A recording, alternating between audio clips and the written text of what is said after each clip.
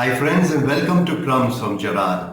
From today onwards we read Titus in church, and so I thought of giving a little introduction. Now Titus is just 3 chapters and written to an individual and not a community. He's not mentioned in the book of Acts, but Paul mentions him in 3 of his letters.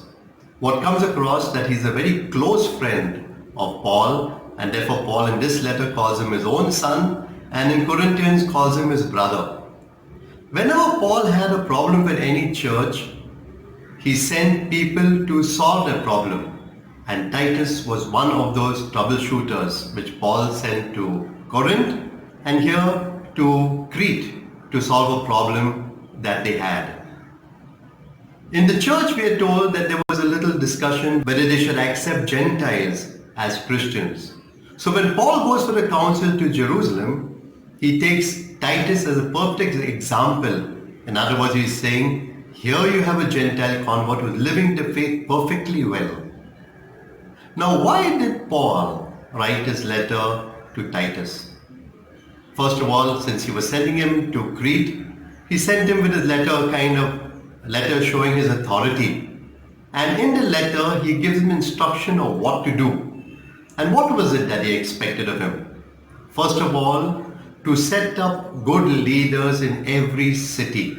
And he mentioned some things that a good leader should have. He should practice what he preaches. First of all, he should practice what he preaches in his own home. So have a good home that he's running. And he should be a good instructor. In the second part of the letter, he says what he would expect Titus to preach to the people of Crete. That they should live out their faith as an example. They should be respectful of governing authority, and finally reach out to the poor and the needy.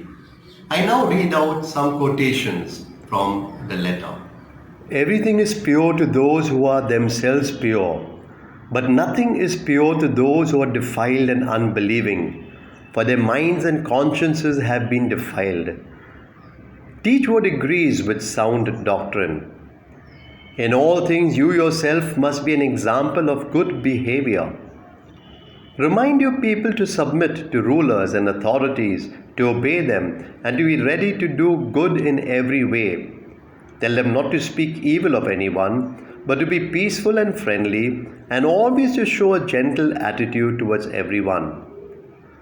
It was not because of any good deeds that we ourselves had done, but because of His own mercy that He saved us.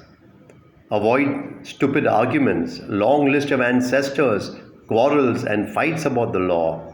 They are useless and worthless.